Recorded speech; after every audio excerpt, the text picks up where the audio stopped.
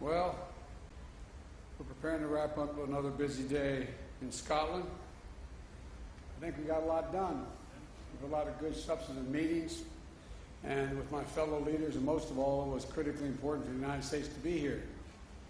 At COP26, back in the Paris Agreement, raising domestic climate ambitions and demonstrating a commitment to support the rest of the world, particularly those countries that are on the front lines of the climate crisis. Today I spoke with leaders of forested nations, island nations, developing countries. My message to them was the United States is going to be their partner as we meet this climate crisis. And I want to thank the United Kingdom and Prime Minister Johnson for hosting us, hosting the world at a critical moment, as well as I met with Prince Charles, who's put together a very significant operation over the last 6-7 years of trying to bring in the private sector to work on a number of these issues. Glasgow must be the start, as you're tired of hearing me say it, but a decisive decade of action so we can keep the limit of 1.5 degrees within the reach of us and the rest of the world. We have to keep accelerating our progress. Today's agreement by more than 100 countries, representing 85% of the world's forests, to halt and reverse deforestation by 2030, is a great example of the kind of ambition we need, and the United States is proud to have initiated and supported it. For our part, the United States is going to keep raising the ambition and delivering the goal that we are reducing U.S. emissions by 50 to 52%, as Secretary Kerry's talked about, from the 2005 levels by 2030. This decade, we have to make significant progress. And by the way, I might note parenthetically, I can't think of any 2 days or more has been accomplished dealing with climate than these 2 days. Overall, in the past 2 days, I've announced a series of initiatives that are going to make sure we hit the target of including today 2 new rules to reduce methane losses from new and existing oil and gas operations and from natural gas pipelines. Thanks to the effort of our joint effort with the EU, we've grown global methane pledge. Remember, I raised it when I spoke to the United Nations from 9 countries signing on to that pledge in September at the United Nations. More than 100 countries have signed on. It's about half the world's methane emissions, 70% of the world's global GDP. We've made commitments to promote climate-smart agriculture, spur innovation, catalyze private finance for a clean economy, and to drive high-standard, clean, climate-resilient infrastructure through the Build Back Better initiative. We had a great meeting today where we sat and talked about the whole focus of my Build Back Better initiative, which is adopted by the G7, was that everything should be focused on, as we help with the infrastructure of the rest of the world, which needs it badly, focused on climate. The example is if you build an oil well, if you build a gas or oil refinery, you're going to have that for the next 30 years. Well, why not invest now if we're going to provide for the help for nations in solar capacity or wind capacity? So the point is, although we also brought through the new President's Emergency Plan for Adaptation and Resilience. We called it, I'm getting tired of acronyms, I have to admit to you, but it's called a PREPARE. We're going to support climate adaptation efforts of more than 500 million people worldwide. We also released our overall long-term strategy that outlines how we'll get to net zero emissions by 2050. You know, we know that this must be a whole society effort. I'd also want to thank the representatives from the private sector and from labor and philanthropies, civil societies who are dedicating themselves to the climate action efforts we're all making here. That leadership, together with action by state and local and tribal governments, has been essential in the United States. That's why, despite the previous administration's pulling us out of the Paris Agreement and refusing even to acknowledge there was a climate crisis, we still brought down emissions during that period. I also want to acknowledge the passion and power of the young people and the activists who are doing such vital work to remind us of our moral obligation to future generations. But look, as I said yesterday, it's not just a moral imperative, it's an economic imperative as well. Investing in our clean energy future is an enormous opportunity for every country to create good-paying jobs and spur a broad-based economic recovery. As I've said, you've heard me say before, and my colleagues as well, when I think of climate crisis, I think of jobs. And that's what the Build Back Better framework will do for the American people. It's going to bring historic investment in clean energy, addressing the climate crisis. It's going to cut greenhouse gas emissions by well over a gigaton by 2030. It's going to save consumers money on their energy bills and with tax credits for things like installing solar panels and weatherization of their homes. It's also going to provide manufacturing credits to make sure the United States is competing in energy markets of the future like solar panels and wind turbines. It's also going to accelerate electric vehicles and electric school buses and build a nationwide network of 500,000 charging stations to power them. It's about jobs. It's about competitiveness versus complacency. It's about making the world safer, cleaner, healthier, a place for our children and children all around the world to look to the future in a way that they can't now. And so there's so many other things that have happened today that I feel good about.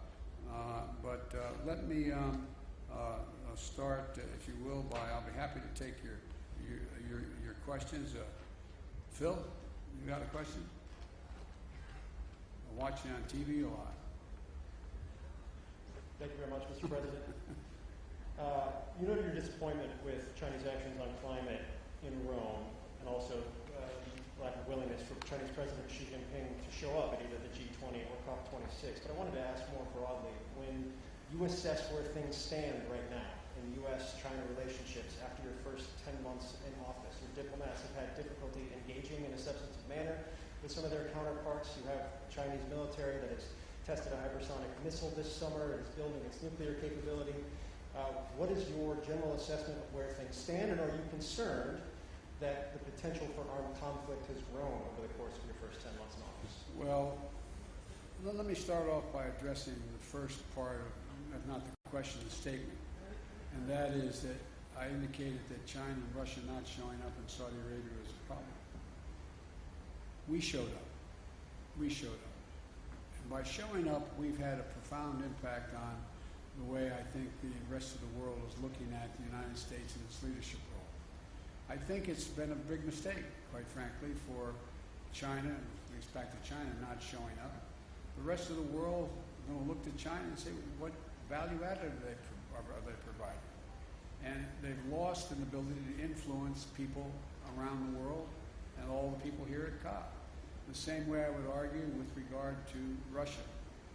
With regard to the more profound question about, am I worried about an armed conflict or some that accidentally occurring with China? No, I'm not, but I have had, as I've said before, and I think we've talked about this, Phil, but I may be mistaken, I think, as I've said, I look at China, and I've had hours of conversations with Xi Jinping, both in person when I was vice president and since I've been president, at least 5 or 6 hours worth of conversations on the telephone. And I'm going to be having a virtual summit with him. I've made it clear, this is competition. It does not have to be conflict. There is no reason there need be conflict.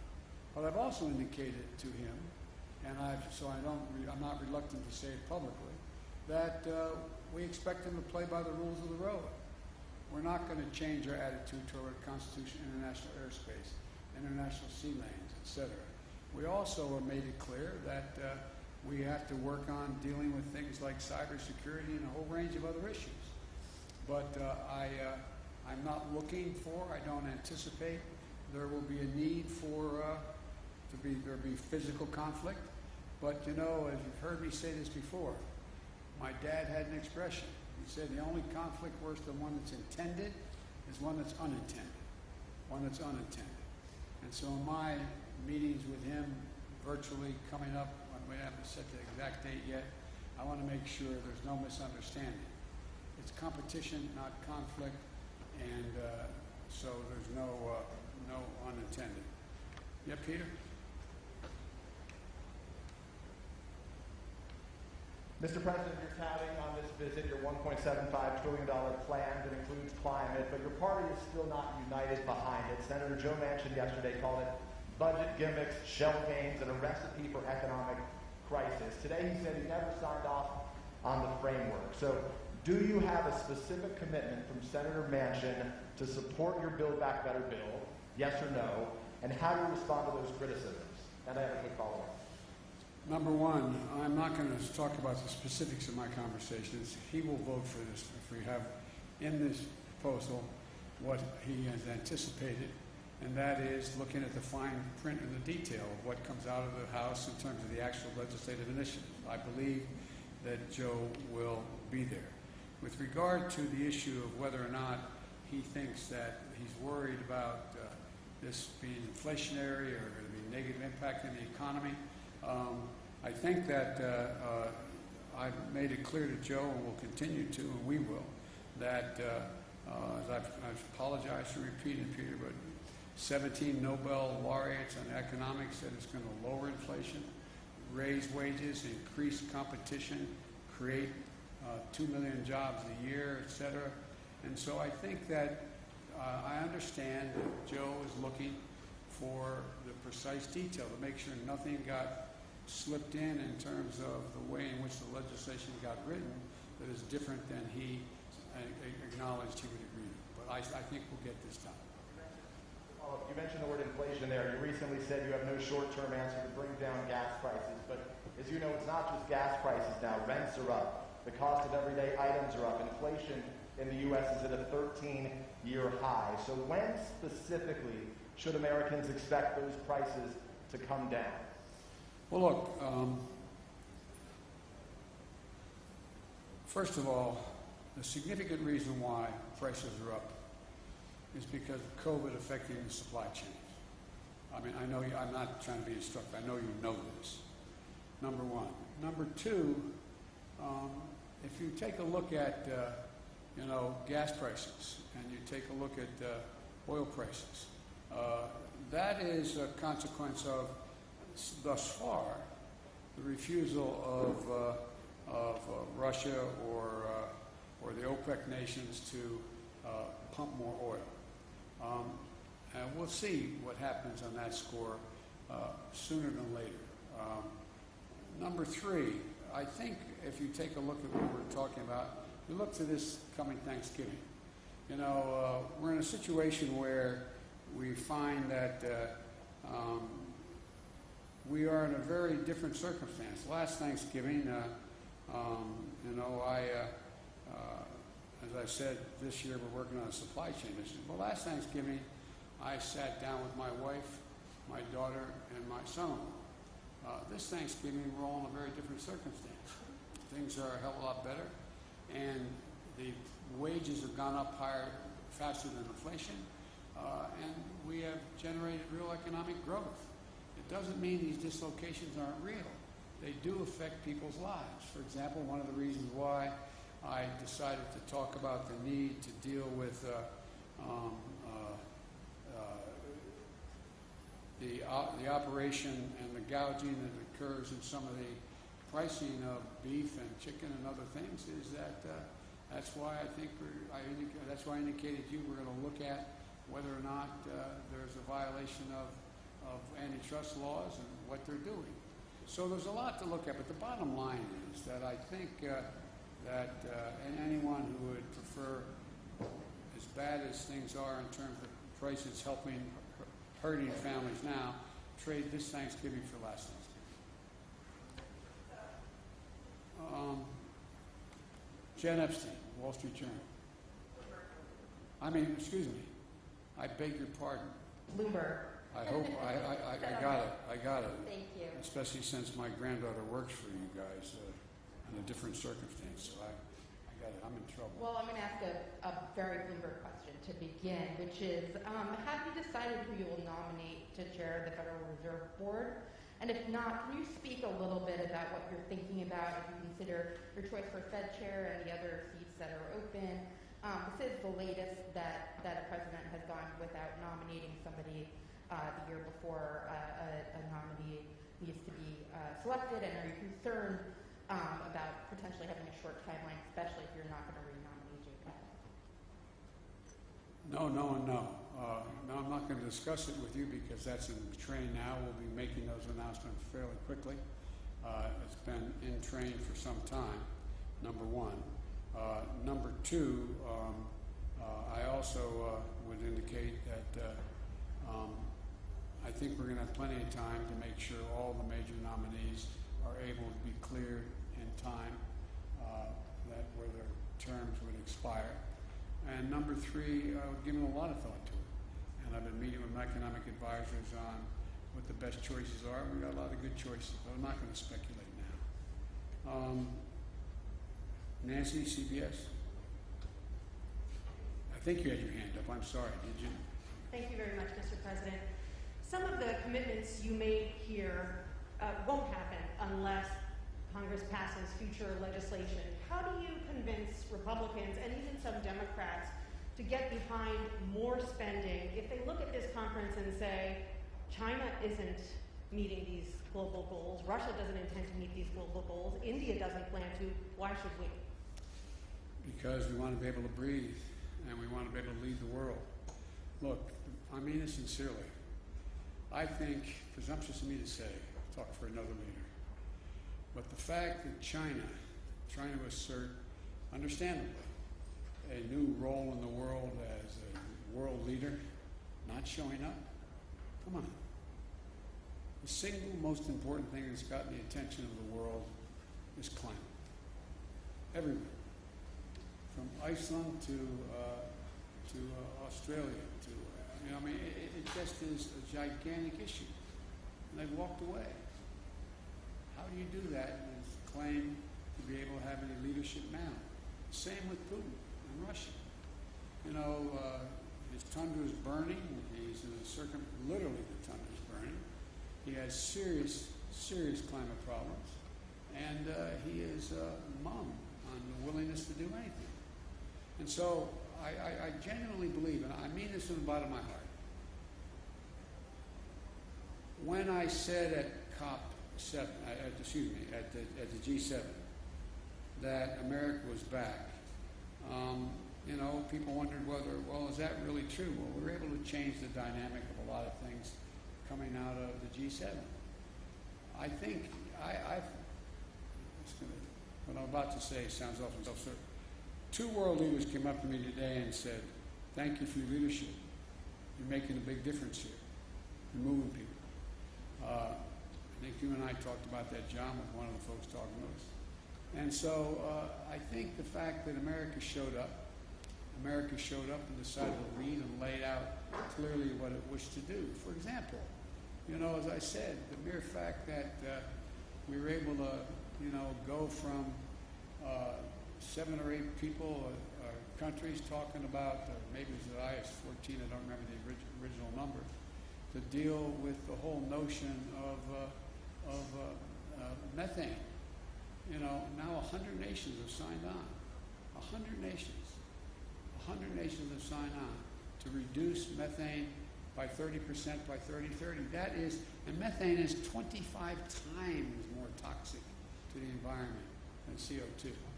So we're making real progress. Or the deforestation issue. Look what we're doing. Look what we've been able to put together. And in addition to that, one of the things that I feel the best about, and I don't claim any unique credit for it, but I think that we've gotten for the first time a combination of dealing with the international problem and that circumstances affect all nations, that we've not only gotten countries off the sideline in terms of making significant financial contributions, but literally trillions of dollars worth of the private sector jumping in, knowing they've got to play and they're going to play an incredibly positive part in dealing with these problems.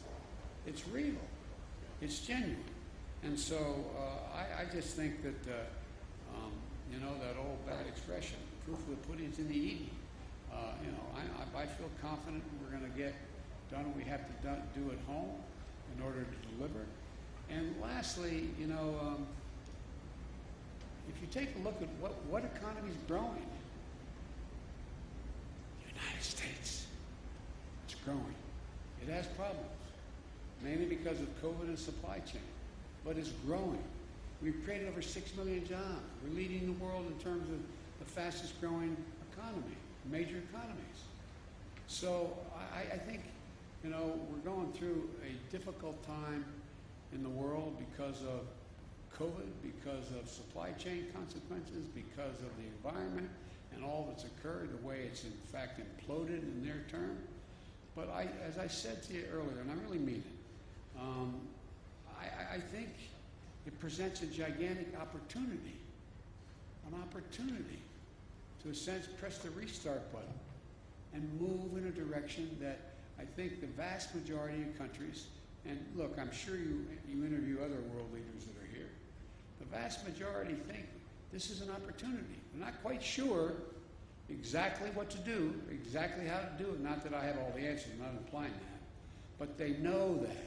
They know that growth rests in dealing with the economy in a way that affects the whole notion of what we're going to do about climate change. And it's a gigantic opportunity. Okay, I called on the Wall Street Journal, Catherine. I got the wrong one. Sorry. Let's try the real Wall Street Journal. Thank you very much. We are the real Wall Street Journal. Mr. President, you tweeted earlier asking Virginia and New Jersey residents to vote. Democrat Terry McAuliffe is struggling in a state that you won by 10 points. Do you see his problems as a rebuke of your presidency, and could this signal your real losses for Democrats in the midterms? We're going to win. I think we're going to win in Virginia. And you know, you're reporting it being close. The race is very close. It's about who shows up, who turns out. And granted, I did win by a large margin. But the point of the matter is that I think that this is going to be, we all knew from the beginning, this is going to be a tight race. And it is tight.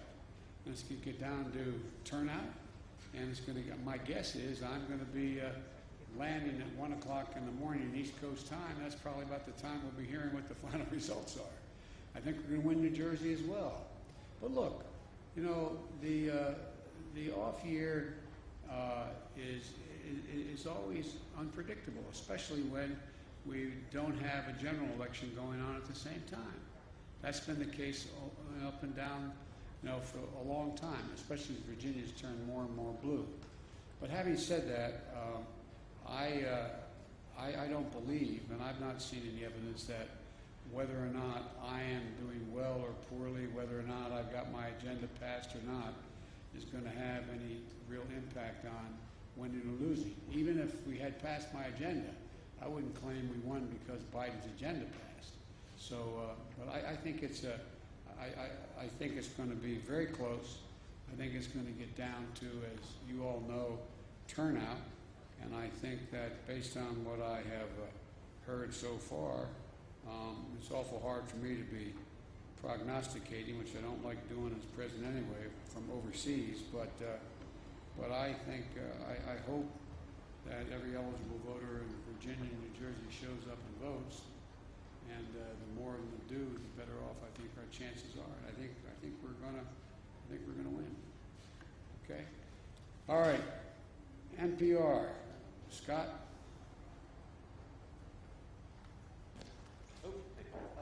You mentioned climate activists before, and I want to ask something about that. You're touting agreements, other world leaders have touted agreements, but the atmosphere around the conference here is skeptical, and it's pretty angry. Climate activists feel like decades and decades of COPs have led to broken promises, and they feel like even if all of these goals are reached that you're talking about the last few days, it's just not enough right now. And I'm wondering what you would say to the people outside who are really angry at this conference, especially at this moment, where Joe Manchin has expressed, has created more doubt that your climate legislation will pass, and you've got a very conservative Supreme Court about to take a look at whether your EPA can regulate greenhouse gas emissions. What's your message to people outside who just worry this all isn't enough right now, given the crisis? Well, first of all, I think anyone who is focused on the environment should be worried. We've got a lot more to do beyond what we've done. We've done more than we've ever done, though. That's the point. And more has to be done. And I don't find, I didn't have a single member of this conference come up to me and say, Are you going to pass what you have, and what do you think is, how's that going to affect it? What are you going to do? What they're looking at is what, in fact, has happened in terms of everything from dealing with deforestation to what we're going to do on Build Back Better and how we've been able to focus now. I mean, when's the last time you heard world leaders sit down together and agree that what they're going to do is when they deal with the needs of the infrastructure of other countries, that they're going to focus first and foremost on whether or not what the climate impact is on that. So I think, look, this is there's a reason for people to be worried. I'm worried. I'm worried if we don't continue to move forward and make the kind of progress we're now making, that it's going to, I mean, we throw into jeopardy the prospect that we're going to be able to keep the temperature from rising above 1.5 degrees Celsius. But I'm optimistic because I think there's how can I say it? I guess maybe the best way to say it, to Scott, is what I feel is that the populations of each of our countries have a different perspective than they did at COP25. I think there is, I mean, not because of necessarily any of the leaders of any of our countries, including mine, that all of a sudden people are seeing these things happening they never thought would happen. They're seeing people drown in their basements in Queens, New York because of flooding and rain. They're seeing that, you know, more territory burned down in the United States just since the first of the year than it makes up the entire land mass of the state of New Jersey. They've seen hurricane with top winds of 178 miles an hour. I mean, so they're looking at these things. They're seeing more, the water's warming. They're seeing a whole range of things occurring around the world that haven't happened. And it's sort of like, whoa, whoa. Because I don't get what I used to get when I started to there's no reason why anyone would remember this. But back when a fine Republican, a guy named Dick Lugar, was from the state of Indiana, and he and I were either the chairman or ranking members of the Foreign Relations Committee. This was over 20 years ago. We ended up proposing, and it worked, but it got no enthusiasm, a thing for debt for nature swaps. People looked at us like, what in the hell are you doing? Why are you forgiving the debt so Brazil won't, burn down more of the forest? Why are you doing that so they will do? Now, everybody goes, whoa, what else can you do? What else can you do? So I think there's a whole different attitude that's out there. And I think this is being led, and I'm not being solicitous here, I think this is being led by, my granddaughters and their friends, that generation. I think they're out there going, whoa. And they're having a profound impact. Having a profound impact on their parents and their grandparents about what's happening. And then all these climactic and climactic things have happened that people are now paying attention like they never did before. So, there's a lot more to do, and it's going to determine whether or not we're going to be able to fund what we're talking about. But, for example, even if the funding didn't come from some of the governments, you have the private sector now engaged where they're talking about investing, literally the need to invest over trillions of dollars off the sidelines. It's bankers that are now deciding they got to. I talked a long time ago with you all about that you have major corporate America pricing in the price of carbon. It matters. So things are changing. We just have the right stewardship and enough sense as world leaders to get it right. So thank you all so very much. Appreciate it.